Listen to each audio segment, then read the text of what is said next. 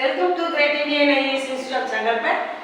இப்போ இந்த கணக்கு பார்த்தீங்கன்னா செவ்வகத்தின் நீளத்தை 20% அதிகரித்து அகலத்தை 10% குறைத்தால் பரப்பளவில் ஏற்படும் மாற்றம் என்ன? இது அதிகரித்து டிஎன்பிஎஸ்சியில் கேட்குற கொஸ்டின் தான்.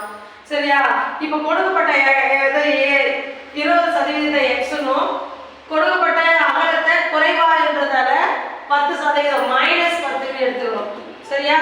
இது வந்து x plus y plus xy by 100 இந்த ஃபார்மேட்டுக்கு நம்ம இத போட்டுறோம்.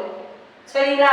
இப்போ என்ன பண்றோம்னா x ஓட வேல்யூ எவ்வளோ 20 plus y ஓட வேல்யூ எவ்வளோ -10 plus 20 into -10 by 100.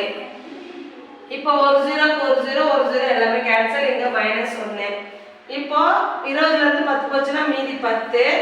இங்க ஒரு டைம் மைனஸ் டைம் இருக்குறதால -2 அப்போ எத்தனை பர்சன்டேஜ்?